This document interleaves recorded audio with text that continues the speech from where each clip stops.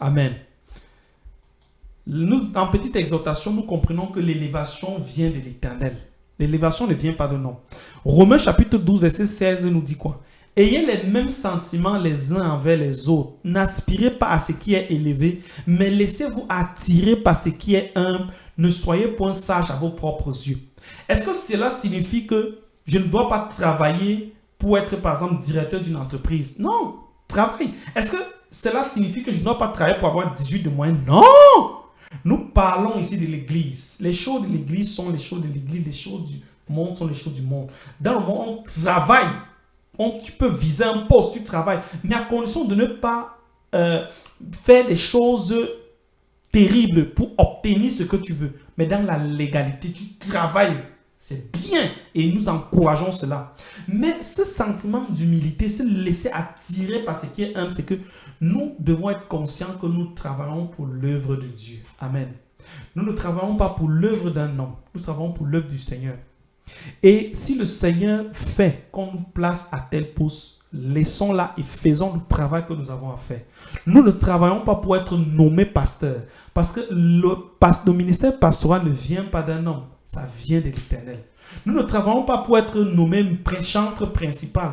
Nous louons l'Éternel. Nous conduisons le peuple de Dieu. Nous servons le Seigneur.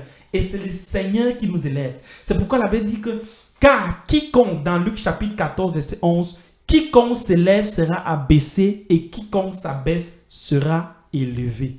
Bien-aimés dans le Seigneur, nous avons compris par ce thème que l'amour que nous devons avoir pour le Seigneur doit être au-dessus de ce que nous sommes capables d'obtenir.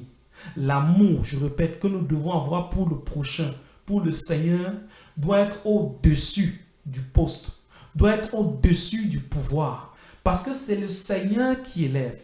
Le Seigneur est capable de bénir ton ministère, d'étendre les limites de ton ministère. Mais il faut travailler pour la gloire de Dieu.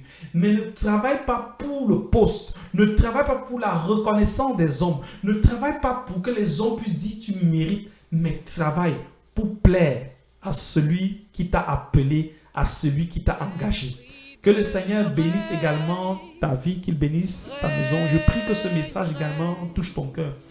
Je prie que tu saisisses la portée de ce message et que tu ne te focalises pas seulement à une simple histoire, que tu te focalises et que tu vois les caractéristiques et la manifestation de l'esprit de joie et que dans ton cœur, l'amour de Christ qui surpasse toute intelligence inonde ton cœur. Sois béni, bien-aimé. Amen, amen, amen.